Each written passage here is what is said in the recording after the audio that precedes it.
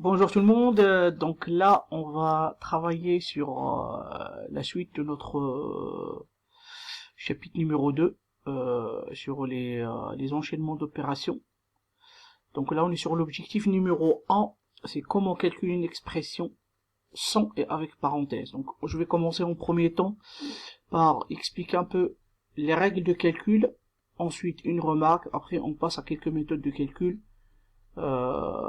Comme ça va être une référence pour vous pour les exercices. Donc, on commence par les règles de calcul avec une expression sans et avec parenthèse. Dans une expression numérique, on effectue les calculs dans l'ordre. Donc, l'ordre suivant, c'est les calculs entre parenthèses en priorité, ils passent en premier. Ensuite, on a les multiplications et les divisions.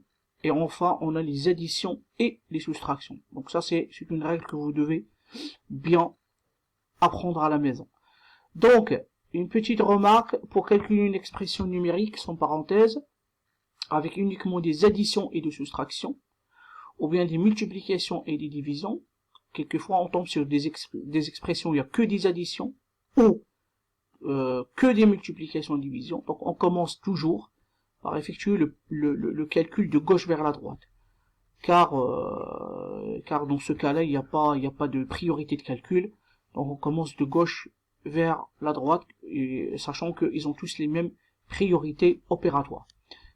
Évidemment, c'est quand on parle d'une expression, il n'y a que des additions ou soustractions, ou bien que des multiplications et divisions. Donc la deuxième remarque, pour noter une division, donc on utilise le signe ce signe-là, ou bien deux points, ou on utilise un trait de fraction.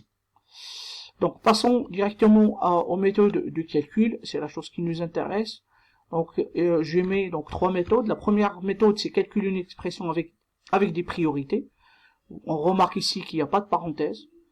Donc là, si je prends donc 3 plus 4 fois 6, donc je commence par, on a dit, puisqu'on a de parenthèse, on n'a pas de parenthèse, on commence par la multiplication, donc prioritaire. 4 fois 6, ça fait 24, 24 plus 3, ça fait 27. Ensuite, ici, on commence par la multiplication. Les divisions sont prioritaires. Donc 7 fois 4, 27. 8 divisé par 2, ça fait 4. Donc 28 moins 4, ça fait 24. Et pour terminer, donc on part donc vers la dernière opération. Donc là, j'ai la priorité dans le calcul, c'est la multiplication. Donc je fais 4 fois 8, ça fait 32. Ensuite, je que des additions, soustractions. Donc il y a donc je commence de gauche vers la droite, donc je fais 42 moins 3 plus 32 qui fait 71.